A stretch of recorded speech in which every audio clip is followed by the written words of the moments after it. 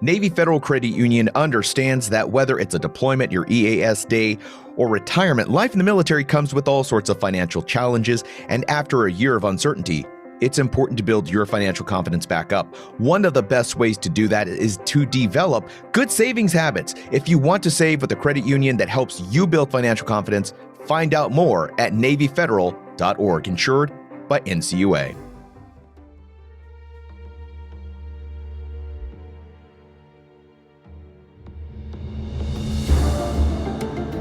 Welcome to a Military Matters Fast Take, where we talk about the last episode. Sometimes we have a guest to provide some insight, and other times we just talk amongst ourselves about the aspects or some aspects of the story that we couldn't fit into the episode. I'm Rod Rodriguez. I'm Jack Murphy. Jack, that was a different direction than what we were doing before, and I think it was a much needed direction. We were tackling some very dark stories.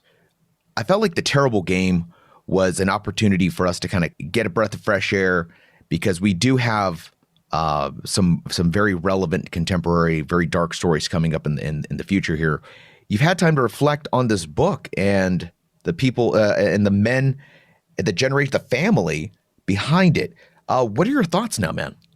Well, I'm just so happy that it came together the way that it did, and that I was able to track down the author's son and have that amazing conversation with him. I mean, it was exactly what I would have hoped for, that we could have found some insights into the author, and he was able to lend those insights into his own father as well, not just his military career, and talk about all that. And then as an added bonus, that Dan Moore also was the owner and CEO of Team Wendy that developed ballistic helmets for soldiers.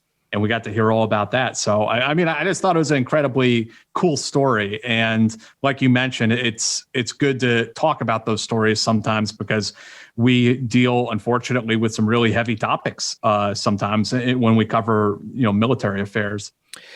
When we were discussing this originally, there was a theme that unfortunately got cut out of the actual original episode just for time purposes. But, you and I talked about the value of passing on legacy, of giving our children, our knowledge, passing our information on to them. And it seems like that's what Dan's father and even his grandfather, they've been passing on this legacy of service, of the skills needed to be men, to be warriors, to be service members in and of their own right. Even though I don't think Dan served in the military, did he? No. But his dad, being an OSS agent, he gave his kid, he passed along a lot of those skill sets that did make him interested and patriotic and willing to jump into the world of like concussions and helping the military tackle the TBI problem. As a Green Beret, you have a particular set of skills that make you very dangerous to men. What kind of legacy do you feel like as a Green Beret, as a Ranger, and as a father, what kind of skills do you feel like you're passing on to your kid?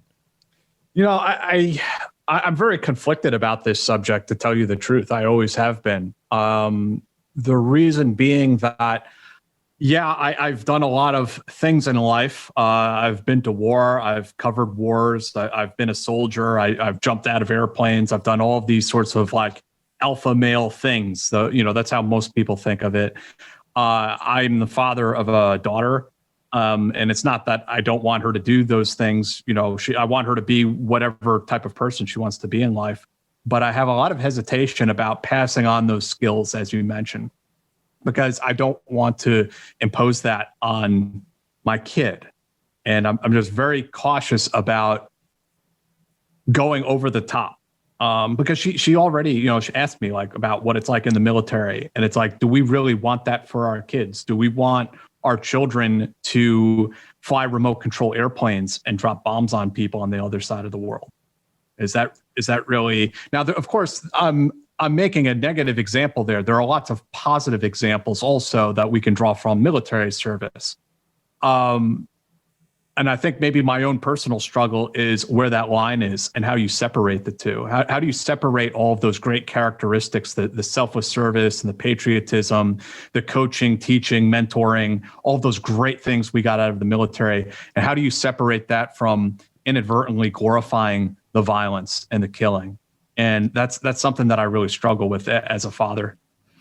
I've got two young men, and one of them has joined the infantry in the Army. He is a soldier at Fort Campbell, and my other kiddo is now signed up to join the Marine Corps. And I think that a lot of that has to do with my influence, of course, not necessarily pushing them to join a particular branch, but I did encourage them to serve their country.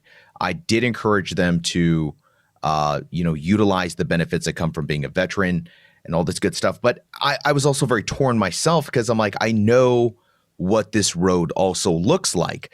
It is not free money. You're sacrificing your body. You're sacrificing your mental stability at times. As a father, I want them to be the very best that they can be, to steal the Army's old slogan. But I don't want them to suffer from PTSD. I don't want them to suffer from TBIs. I don't want them to see how horrible the world really can be. That's the part of me that wants to shelter them and protect them. But I also want them to be strong. I want them to be brave. I want them to be the kinds of people who run towards a crisis instead of running away from it. I wonder if Dan's father, being an OSS agent, working in World War II, and there was that story that Dan recounts about his father seeing a soccer game played with someone's head. If there wasn't a part of him that wanted to protect his son from that, but also wanted to impart to him the strength to endure things like that. Yeah, no, I think that comes through in the novel for sure, because it's very much a novel about a father and son journey and sort of passing the torch on, and the son having to learn all of these lessons and apply them on his own without his father's supervision. It's like the little bird is leaving the nest now, you're on your own. And sometimes, I feel a little guilty at times too, because the flip side of this is like, should I be teaching my daughter how to shoot guns? Should we be out at the range? Should I be taking her out into the woods and teaching her how to build a fire, teaching her all these SEER skills? Should I be showing her how to escape from handcuffs? I mean, I've taught her some basic lock picking, and she even picked open our front door once, which was a little disturbing.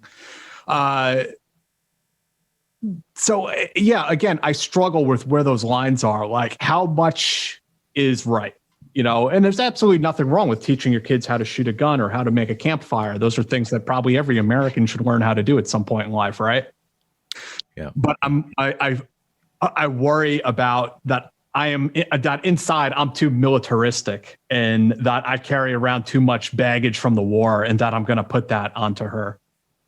I think it comes back down to, why? Why do you want your daughter to learn these skills? Why do I want my sons to be strong? Is it because I feel weak? Is it because I want to live, fulfill the things I didn't get to do through them? I think that is a thing that a lot of parents have to struggle with, regardless of your profession. Even if you're a highly successful CEO, you could be looking at your kid and pushing them into business, and you want them to make the deals that you didn't do and make the money you didn't make. I think it all boils down to, what is my intent? What is our intent as veteran parents? Am I educating my daughter to go live in the woods by herself because I want her to feel independent and like she accomplished something, like, hey, we made a fire? Or am I teaching her how to shoot and hunt wild animals because she might have to shoot at alphabet boys when they raid the compound and take away our rights? You know what I mean? Like, am I doing this out of paranoia, or am I doing it out of love? Right. No, absolutely. And again, where do those lines exist sometimes? And, I do, although it's been a while, do boxing with her and things like that. But it's also one of those things where I don't want it to come across like a punishment. Like one of the things that I did pass on to her, I think I can pat myself on the back for, is reading. And so I read to her. I would buy new comic books for her every week, and we would read. I would read to her ever since she was a little kid. And now she has no problem. She'll stay up all night reading books until I stop her and tell her it's time to go to bed. And so I'm really glad that I was able to kind of pass that on to her. I thought you were going to tell me that you've been reading. You were reading to her like the Ranger Handbook when she was a baby. Like, this is how to occupy a patrol base. Trail lead. Why are you going to sleep? Wake up. This is the good part. But yeah, I think I'm with you 100%. Those are all very valuable things. I said it before. No one taught me how to be a dad. Yeah. But somebody taught me how to be a good NCO. And I think that there's a lot of lessons we can take from leadership and how to motivate people, how to care for people that you may not necessarily, because a lot of times as a parent, you're caring for this little human that you don't understand. You're very much in the dark, like a lot of the time, like, what am I doing? How do I operate here? The military does give you that skill set to work in ambiguous situations and work with people that you don't necessarily always understand, but you have to get on the same page. I think there's a lot of really cool things that you can learn as a parent, vice versa, as an NCO, as a father. But again, I think it comes, like you said, it just comes back down to intent and limits. Where do you draw the line between, like, hey, this is your kid, not a Joe? Right. And what are we trying to gain out of that? Let's go ahead and take a second here to pay some bills, Jack. Whether you're saving for college, retirement, a rainy day fund, or long-term goals, they can help you start planning. Navy Federal Credit Union offers free savings accounts. That's gratis savings accounts for your every need. You can learn about some great savings tools and tips from Navy Federal's Savings Learning Center. Find out more at NavyFederal.org, insured by NCUA. So I wanted to talk to you about a part of this interview that you had with Dan Moore, and that was about TBIs.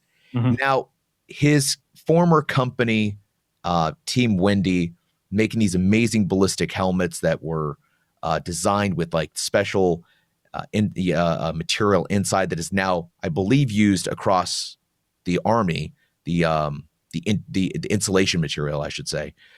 He's now looking into a pharmaceutical option for TBIs.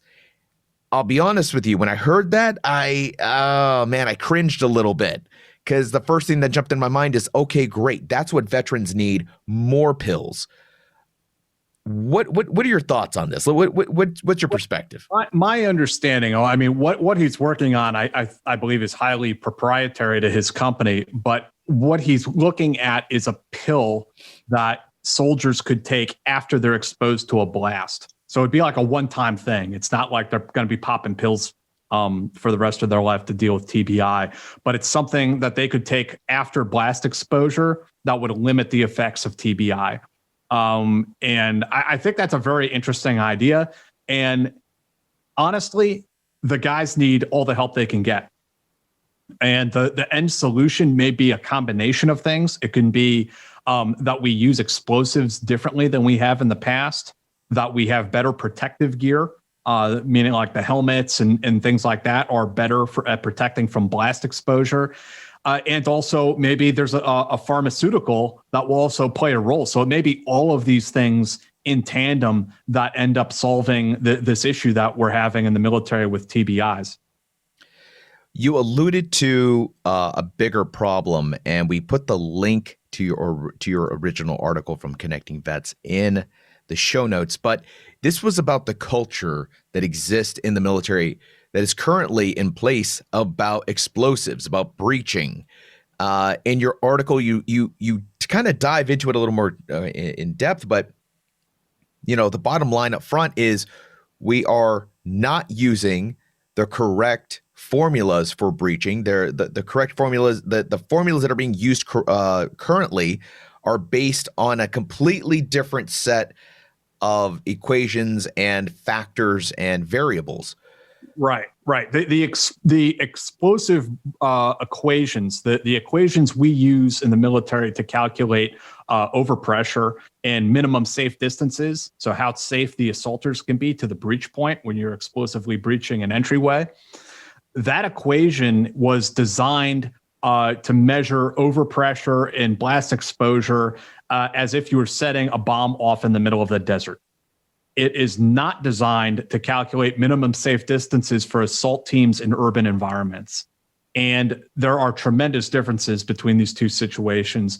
When you are in an urban setting, there are blast waves that are bouncing off of walls, that are bouncing off of ceilings, that are reverberating off multiple surfaces, and then they will merge back with one another to create a peak wave that hits the assault team where they're standing as the breach goes off. So it's the equations we're using. It's not that the equations are junk science per se, but they are being inappropriately applied into a setting they were never, ever designed for.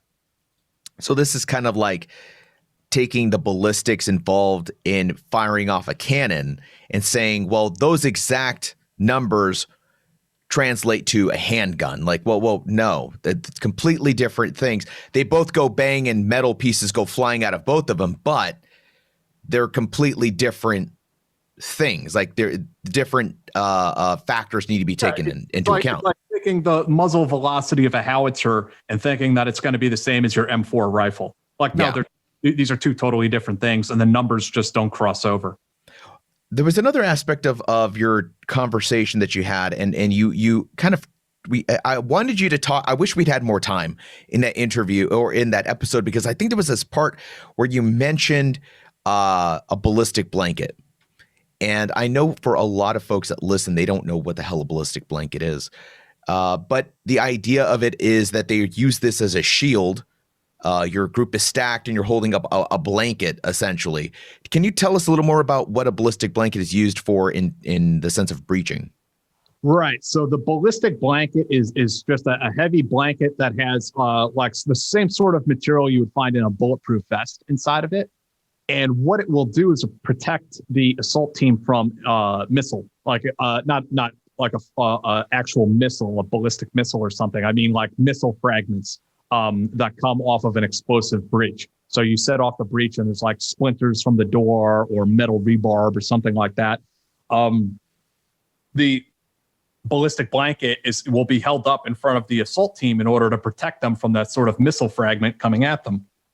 But that explosive, that ballistic blanket does absolutely nothing to protect the assaulters from overpressure or from explosive blasts. So there is this mistaken behavior, this mistaken cultural norm in the military that they believe they can get closer to the breach point safely because they have this blanket up in front of them.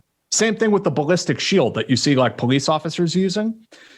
Those devices are to protect you from fragments, from ballistic fragments, missile fragments coming back at the assaulters. They do not protect those individuals from TBI. They do absolutely nothing for that. And there is also this cultural norm, I guess you could say. It's sort of a macho attitude even, where the assaulters and the breachers feel like they need to be as close to the breach point as humanly possible in order to take advantage of that explosive entry. There's this mistaken belief that there's going to be like this sort of shock and awe inside the room when you explosively breach the door. And so the assaulters need to, get in there as quickly as possible. A lot of that is mistaken for a lot of different ways, because the people inside are sometimes several rooms deep.